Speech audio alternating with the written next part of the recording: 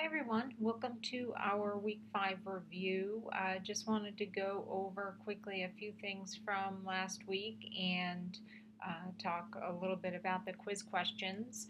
So, last week, hopefully, you found the videos interesting that we went over, especially I think most everyone is here from the Pittsburgh area. So, it's interesting to see some of the improvements that hospitals in this general region have made.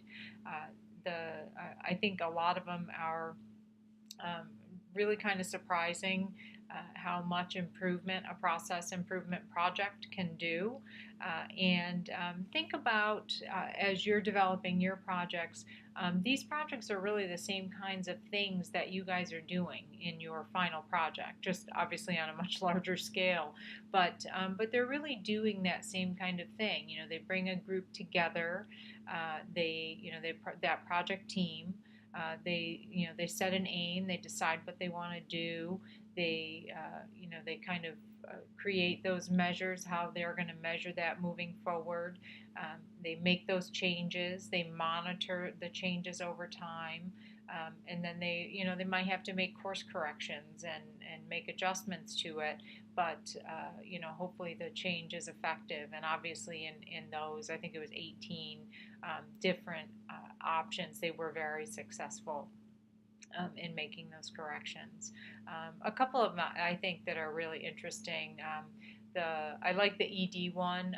I have a fair amount of experience in emergency services, emergency management, and emergency medicine, and I find that the corrections, the changes they made there at St. Clair are really impressive.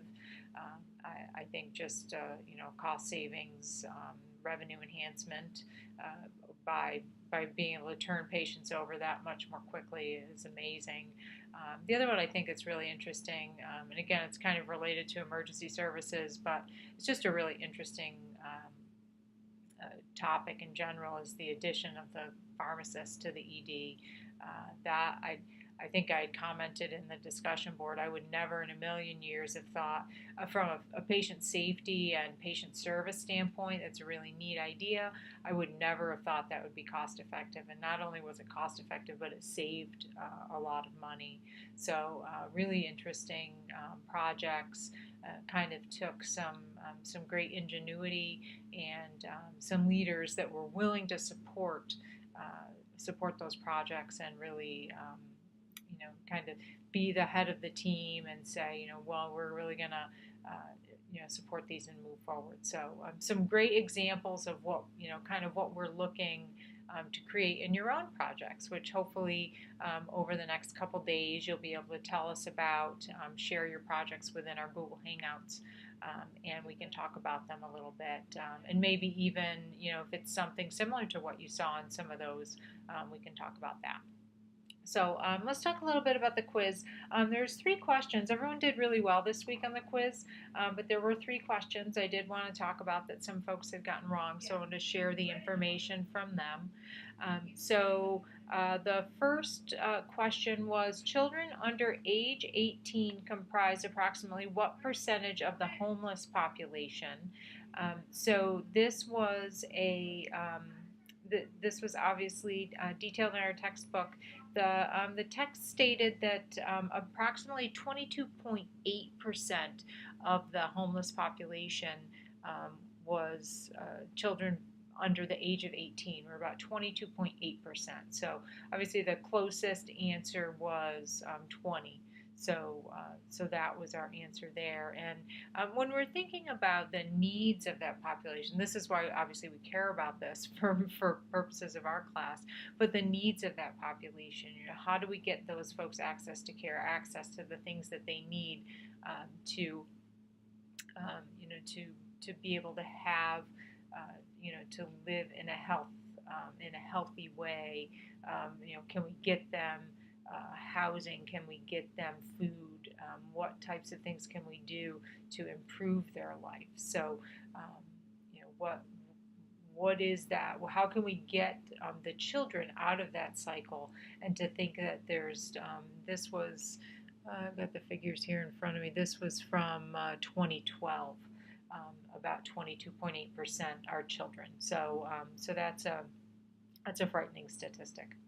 The next question was approximately what percentage of children under 18 are uninsured? So this answer was 6% was our answer, and this was a decrease over time. It was, I think that this figure was from 2011. There was a figure also from, I think, 2006, that where it was somewhere higher, somewhere 11% or something. It went down to 6%. And this was mainly due to CHIP, or the Children's Health Insurance Program, and that decreased that number significantly. Now, I do want to mention that the Children's Health Insurance Program, which is a federal program, came about during the Clinton administration. And it's been a really great program. It's generally enjoyed bipartisan support throughout every administration since every grouping of both the House and the Senate, both sides of the aisle have been very supportive of the Children's Health Insurance Program because generally it's provided great care to kids, and it hasn't really mattered whether you're Republican, whether you're Democrat. It's been pretty well supported because it's a program. It's similar to a Medicaid program, except its requirements for coverage are less significant with regard to financial need, and it provides this coverage for kids to be able to get the needed health care that they have to go and get. And unfortunately, the reason I mention this is that the CHIP program ran out on Saturday. So the funding for CHIP was not renewed by our current administrations. And apparently there is they had the opportunity to renew it and they did not. And so right now the funding is due to run out sometime between now and 2018. But there is currently a bill that is coming that I guess within the next couple of weeks they have the ability to vote on, and that could be renewed. So all hope is not lost for the kids that are covered by CHIP. There are millions and millions of kids that are covered by the CHIP program that whose parents otherwise could not provide them coverage. And so hopefully that this will be able to live on and at least provide these kids some coverage for the services that they need. So that's how the uninsured rate was able to drop for kids to about 6%. But so keep your eyes out for that CHIP program. In some states they call it CHIP, CHIP, Children's Health Insurance Program. Other states they call it different things. The one that jumps out to my mind, I've always thought it was kind of cute. I know in Georgia they call it Peach Care for Kids. I know in other states they call it different things, but it's the children's. It's kind of like a children's Medicaid program, but the financial requirements are not as stringent. In some states there are no financial requirements. It's just they provide services to kids, and it all just depends on what is needed, what is required in that particular state. Okay, the last question is, what are the major health challenges of the migrant population? And the answer for this one, the correct answer was infectious disease. So in the textbook it talked a little bit about obesity being one of the health challenges of the migrant population. Now that wasn't one of our answers, so we couldn't answer that being our option. But infectious disease was one of the other options that was talked about there, and that was in our list of answers. But so infectious disease is a problem for the migrant population, mainly due to their living conditions, because oftentimes the migrant population will live in many family members in tight quarters. One person will get ill, they'll infect the remaining members of the household. So the living conditions will often cause this issue because they don't have access to health care. It's another situation where there's a lack of access, and then compounded by the living conditions in this situation. So infectious disease, another compounding factor here. So those are our questions for this week.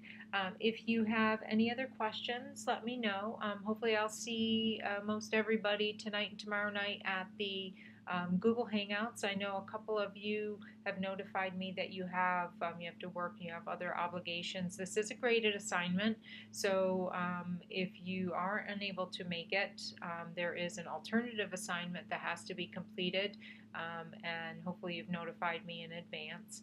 But looking forward to seeing everybody tonight and tomorrow night, and hearing about everybody's projects live in person, and hopefully sharing some information about them, and moving forward from there. So have a great week, everybody, and I'll see you in the discussion boards.